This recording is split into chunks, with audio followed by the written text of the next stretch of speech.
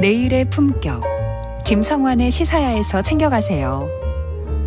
하루를 마무리하는 시간 꺼내보는 당신의 지식 창고. KBS 1라디오 김성환의 시사야.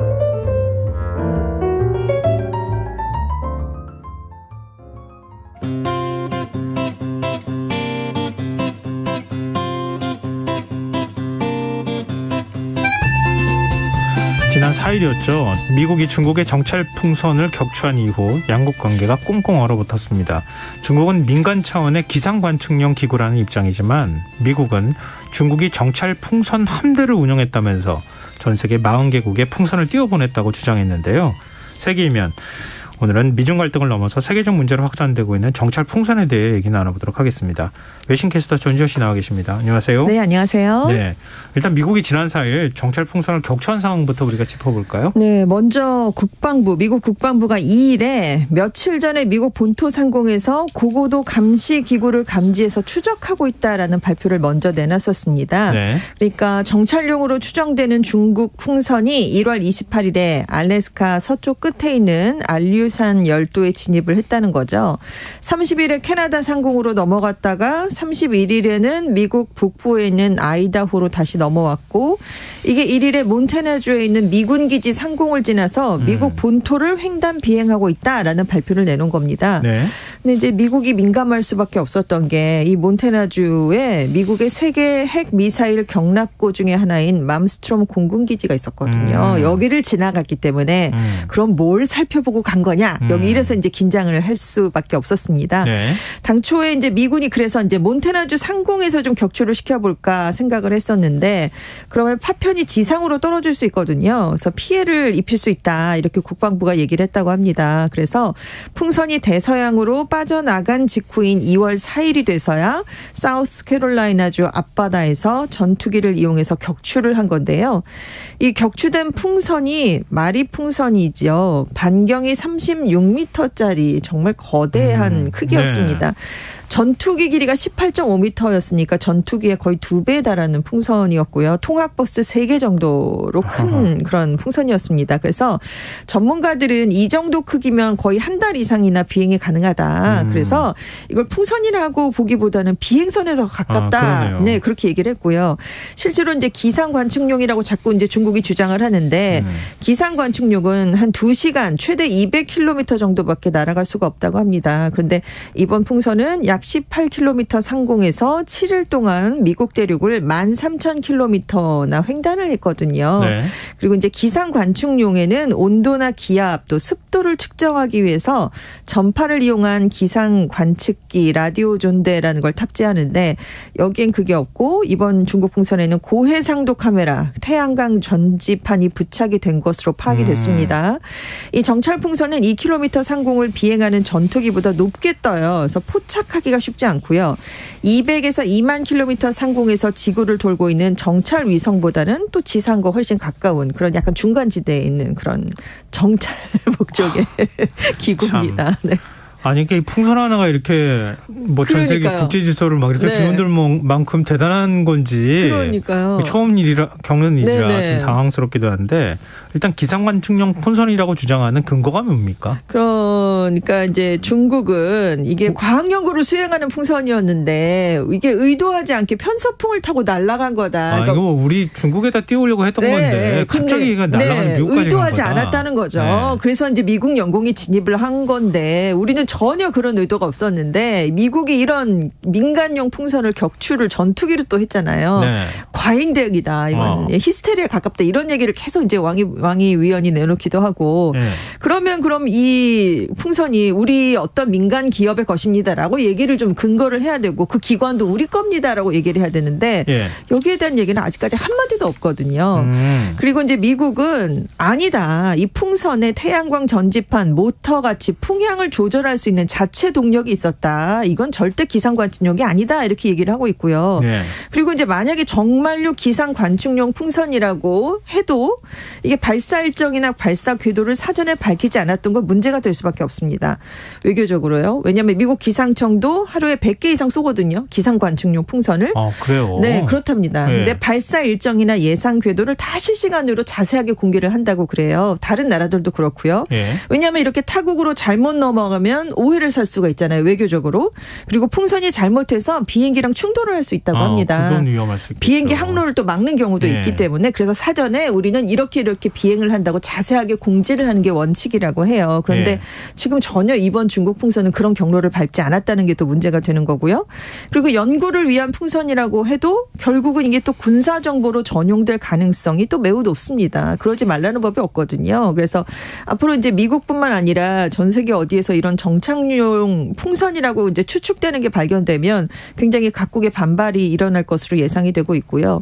그래서 오히려 중국이 최근에 사실 최첨단 정찰 위성으로 이제 감시를 하니까 그걸 어떻게 막아야 되나 여기에만 이제 집중을 해서 네. 일부러 그 허점을 노리고 정찰 풍선 개발에 나선 게 아니냐 이런 얘기가 나오고 있는데요. 왜냐하면 정찰 풍선이라는 게 속도가 느리거든요. 당연히 그렇죠. 그래서 예. 레이더에 적기로 인식이 잘 안 된답니다. 예. 특수한 안료를 바르면 육안으로 확인하기도 어려울 수 있고요. 위성보다 저고도를 비행하니까 그런데 좋은 화질의 지상 이미지를 얻을 수 있는 이점이 있습니다. 그래서 지금 사실 중국의 내몽골에 있는 풍선 개발센터가 이 정찰 풍선을 개발하고 있는 곳으로 주목을 받는데요. 미국이 이 지역에서 중국의 민간 기업들이 풍선을 날리면서 과학 실험을 하는 것처럼 보이지만 실제로는 이들 기업이 중국 인민해방군과 연계가 돼 있다 이렇게 얘기를 하고 있습니다. 그러니까 월스트리트저널에 따르면 중국의 주요한 풍선 고무 개발 업체들이 다 중국 국영 화학 기업인 시노킴의 지배를 받고 있다는 거죠. 그리고 생산하는 품목의 대부분이 인민해방군에 공급이 되고 있는 것으로 알려졌습니다. 그러니까 미국을 비롯한 서방 정보 당국은 이번 풍선도 민간 영역의 실험용이 아니라 이건 군사 용도에서 발사한 것이다 이렇게 얘기를 내놓고 있습니다. 다들 보는 입장에 또 생각이 묘해요. 네. 미국이 뭐 이렇게 저 과민 반응을 보일까 이런 생각도 좀 한편으로 들고요. 네. 이 북한이 또 우리한테 풍선 날리는 거 아니야 이런 생각도 그렇죠. 좀 들기도 하고 네. 여러 가지 생각이 하여튼 중국이 또 지나갔겠지. 우리도 지나가지 않았을까. 예, 뭐 이런 생각도 들고. 네. 근데 일단은 네. 만약에 그렇게 풍선이 날라오면 네. 어떤 방식으로든 그걸 이렇게 막 격추하는 방식이 아니라 네. 좀 다른 방식으로 써가지고 네. 풍선을 고스란히 갖다 주면서 네, 네, 네. 공개해가지고 네. 이거 봐라 뭐 이렇게 해야 네, 네. 입증이 될 텐데 그냥 쏘고 말았단 말이에요. 써서 다 자네를 이미 다 수거했어요. 그건 미국만 네, 하는 네. 거고. 그래서 이제 그걸 공개한다고 FBI가 지금 수사를 하고 있거든요. 예. 근데 이제 전투기까지 이거를 과연 그러니까 우리가 왜 풍선이라고 그러면 금방 네. 터질 것 같잖아요. 근데 이유가 있었다고 합니다. 왜냐하면 이 풍선을 격추한 전투기는 세계에서 가장 비싼 전투기로 알려진 F-22 랩터였고요. 이 발사한 미사일이 공대공 미사일이었어요. 근데 이 미사일이 한 발에 60만 달러입니다. 우리 돈으로 7억 6천만 원이 넘는 굉장한 미사일이에요. 근데 왜 이런 것까지 해야 됐나? 이유가 있었대요. 98년에 캐나다에서도 기상기구를 올렸는데 이게 고장이 나서 제멋대로 떠다닌 적이 있었대요. 그러니까 이걸 이제 격추를 해서 가지고 와야 되는데 그래서 전투기 2대를 보내서 기관포를 그러니까 20mm 기관포를 1000발을 넘게 발사했는데 헬리움 가스가 조금씩 빠지긴 했는데 이게 추락을 하지 않았다고 해요. 그래서 이 기구가 결국 대서양을 건너서 영국도 지나서 아이슬란드까지 날아간 후에야 이게 추락을 했다고 합니다. 그래서 굉장해요. 당시 캐나다 국방부는 이 기구가 25층 건물 크기였는데도 조준하기가 굉장히 어려웠다라고 얘기를 하고 있고요. 전투기가 보통 고도 15km까지 올라갈 수 있는데 이 기구가 18km 상공에 있기 때문에 그러니까 전투기로 해서 이렇게 맞추기가 어렵고 이게 고속철을 타고 가는데 중간에 가다가 전봇대를 만나는 약간 뭐 그런 수준이래요. 이걸 맞추려면. 굉장히 빨리 가는데 전봇대가 얼마나 순식간에 가겠습니까?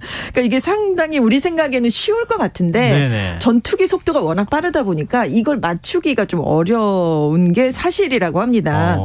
그래서 미국이 기관포를 쏜 게 아니라 이제 미사일로 이제 이걸 격추를 시킨 건데 왜냐하면 정찰풍선이라는 게 발열 지점이 없대요. 그래서 열로 추적하는 단거리 공대공 미사일로는 맞히기가 어렵답니다. 열을 감지 못하니까 이 미사일이 날아갈 수가 없어요. 그런데 이번에 사용된 AIM-9X라는 공대공 미사일은 주변 대기랑 온도차가 있는 물체를 추적하는 기능이 있었다고 합니다. 그래서 이렇게 비싼데 7억 6천만 원이나 하는데 할 수 없이 이 지금 미사일을 택한 거고요. 근데 이제 미사일만 비싼 게 아니라 F-22 최첨단 비행기잖아요. 지금 현존하는 랩터의 비행 시간당 비용이 7만 달러입니다. 우리 돈으로 8,900만 원이니까 이 돈도 계산을 해야 되고. 근데 반면 그럼 중국의 이번 정찰 위성은 얼마나 들었을까 계산을 해봤더니 355달러 우리 돈으로 한 45만 원 정도면 만들 수 있는 풍선이었대요. 그러니까 45만 원을 격추하려고 지금 7억이 뭡니까 8억이 넘는 돈을 쓰게 된 거죠. 아, 이게 참 비대칭 전력이라고 많이들 표현하잖아요. 조그마한 드론 하나 쌓아 맞추기 위해서 그렇죠. 막 몇천억 원씩 막 돈을 쏟아부어야 되는 참 이런 그렇습니다. 상황이 지금 발생한 거랑 비슷한 건데 근데 일단 전투기가 이렇게 최신의 전투기가 출격해서 출하시켰다는 거는 중국한테는 강력한 메시지가 될 수 있다. 이렇게 봐야 되겠네요. 그렇습니다. 지금 현존하는 전투기 중에 가장 강력하다라고 말씀을 드렸는데 그 어느 정도냐면 이번에 그러니까 이 전투기를 대적할 만한 다른 나라 이렇게 상대 국가의 전투기가 없는 거예요. 그래서 이번에 중국 정찰 풍선이 F-22 랩터가 처음으로 만난 공중전 상대였다라는 평가가 나오고 있어요. 이 요격이 첫 번째 공중전 요격 실적이다. 이런 말까지 지금 나올 정도인데 이게 작전 반경이 2,000km가 넘습니다. 근데 스텔스 기능이 굉장히 좋거든요. 그렇죠. 공중에서 만나면 적기들이 식별을 잘 못한대요. 바로 뒤에 있어도 이게 있나? 이걸 잘 못 알아차릴 정도라고 합니다. 근데 이게 냉전 시기에 미군에서 소련이 아예 따라올 수 없게 최소 2세대 이상 차이가 나는 미래 전투기를 만들어보자라는 그런 거에서 이제 개발을 시작을 했다고 해요. 81년에. 그래서 2006년에 첫 번째로 배치가 됐는데 지금 18년이 지났거든요. 그런데 아직까지도 이 전투기를 따라잡을 수 있는 그런 전투기가 지구상에 없다고 합니다. 2014년에 시리아 내전에 출격을 했어요. 200회 넘게 폭격 작전을 벌였는데 단 한 기도 격추되지 않았고요. 적이 발견조차도 못했던 것으로 지금 알려져 있어요. 그래서 그러다 보니까 F-22 하면 미국 군사력의 상징 이렇게 인식이 되는 무기입니다. 그래서 중국이나 러시아도 우리가 여기에 필적할 만한 전투기를 우리 개발했다라고 계속 얘기는 하고 있지만 실전에서 이게 공개된 적이 없거든요. 그래서 아직 중국이나 러시아는 여기에 맞먹는 전투기를 만들지 못한 것 같다라는 평가가 그래서 나오고 있습니다. 네, 이렇게 미국의 간담을 서늘하게 한 풍선 만든 것 중국 과학원 산하 기관이라고요? 네, 인민해방군이 결국은 그 배후에 있다라고 지금 얘기를 한 건데요.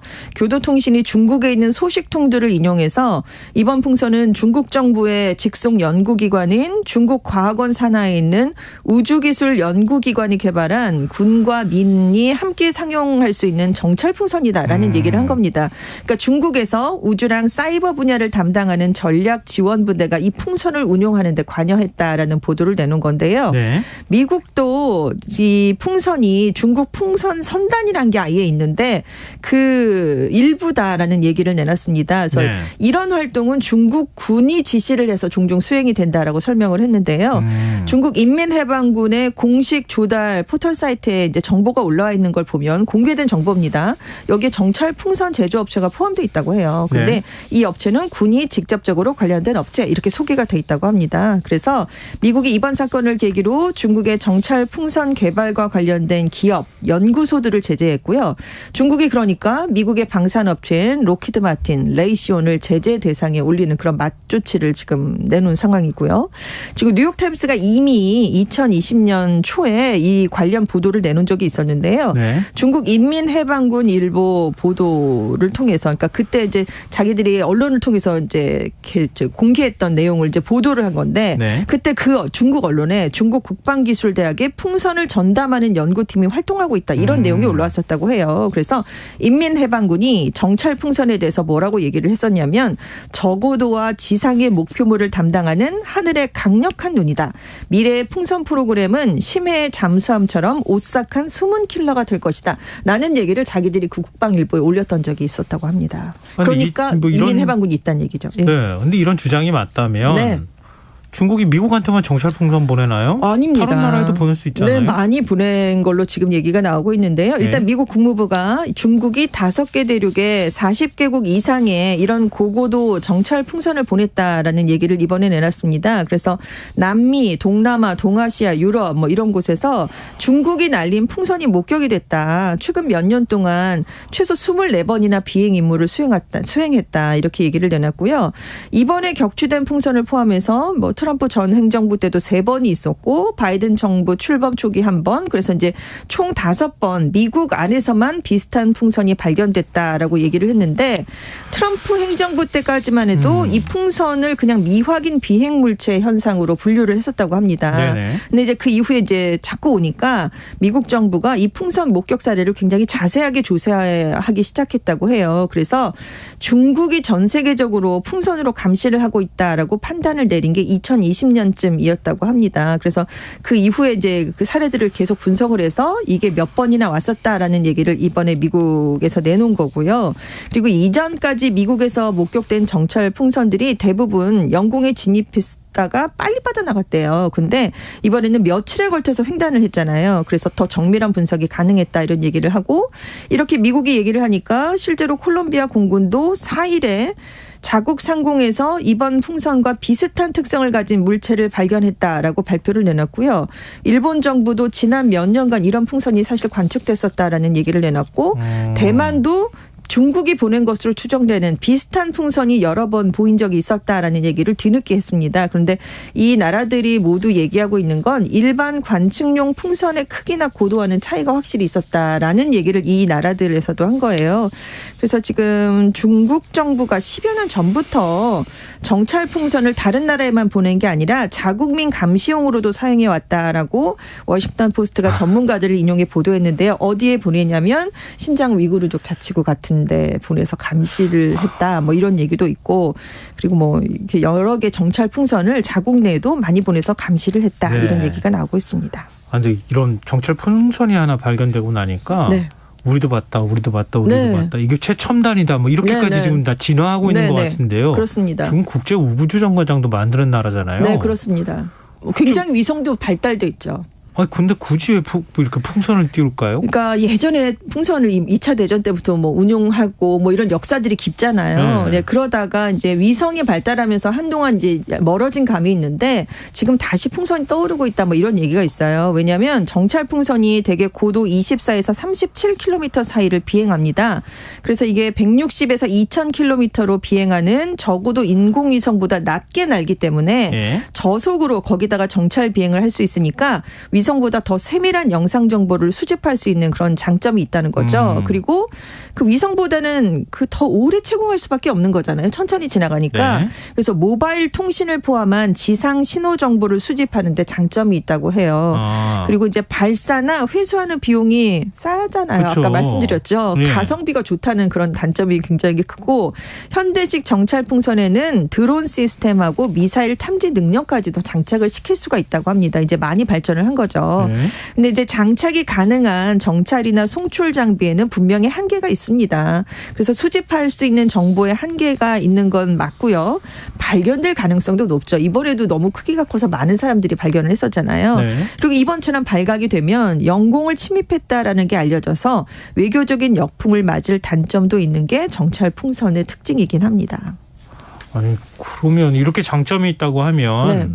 계속 진 빠지게 몇백 개씩 막 몇천 개씩 막 날리면 어떡해요. 그러니까요. 전쟁의 양상이 달라지는 거 아닙니까? 그렇습니다. 그러니까 뭐 위성도 쓰지만 이런 네. 것까지 이렇게 재래적인 방식까지 쓰게 된다면 더군다나 이 풍선이 예전 그대로 그냥 풍선이 오는 게 아니니까요. 네. 최첨단 뭔가 이렇게 장비들을 갖고 오는 거니까 얼마든지 달라질 수 있는 그런 가능성은 있습니다.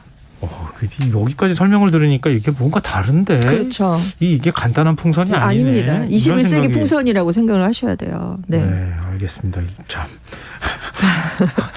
단순한 풍선 기구가 열기구가 아닙니다, 여러분. 그러게 말입니다. 네. 근데 미국은 이번 사건을 반중 동맹 결속을 강화하는 계기로 좀 삼으려고 하는 것 같아요. 그렇습니다. 보니까. 왜냐하면 아까 40개국에 이제 보냈다라는 이제 그런 정찰 기록이 있었다라고 얘기를 미국이 했잖아요. 예. 그러면서 블링컨 국무장관이 이번 사안은 우리만의 문제가 아니다라는 점을 굉장히 강조를 했습니다. 그리고 동맹국의 관련 내용을 굉장히 적극적으로 알리면서 지금 중국 견제에 활용을 하고 있는 그런 모습이에요. 그래서 지금 기구 잔해를 다 수집했다고 말씀을 드렸잖아요. 네. 분석 결과도 동맹과 또 파트너 국가들과 공유하겠다는 입장입니다. 근데 미중 양국이 이게 풍선 얘기로만 계속 뭐 외교 관계 끌고 갈 수는 없잖아요. 그렇죠. 좀 관계 개선을 좀 해야 되지 않나요? 그래서 오늘 새벽에 뮌헨 안보회의에서 미국과 중국의 외교수장이 만났습니다. 그래서 뭔가 해결책이 나오겠지 했는데 양측이 팽팽하게 평행선만 긋다가 끝났거든요. 서로 이건 안보 위협이다. 이건 민간용인데 너무 과잉 반응이다라고 했는데 장기적으로 끌고 가지는 않을 것이다. 왜냐하면 일단 만났잖아요. 그렇죠, 너무 그렇죠. 격화해서 갈등이 불거지면 안 만나는데 그래도 지금 외교수장이 비교적 좀 빠른 시간에 만난 것만으로도 의미가 있고 그리고 이제 더군다나 블링컨 장관이 왕이 그 위원에게 미국은 하나의 중국을 지지한다는 얘기를 했어요. 그러니까 이걸 더 키우고 싶지는 않을 것이다. 이런 얘기가 나오고 있습니다. 네. 뭔가 좀 새로운 세계 국면으로 접어드는 것 같은 느낌을 받게 됩니다. 드론에 이어서. 네. 지금까지 세계인면 내신캐스터 전주현 씨였습니다. 고맙습니다. 네, 감사합니다. 김성환의 시사 오늘 순서 여기서 마칩니다. 모바일 쿠폰 당첨자는 홈페이지 공지사항에서 확인하실 수 있습니다. 편안한 밤 되십시오.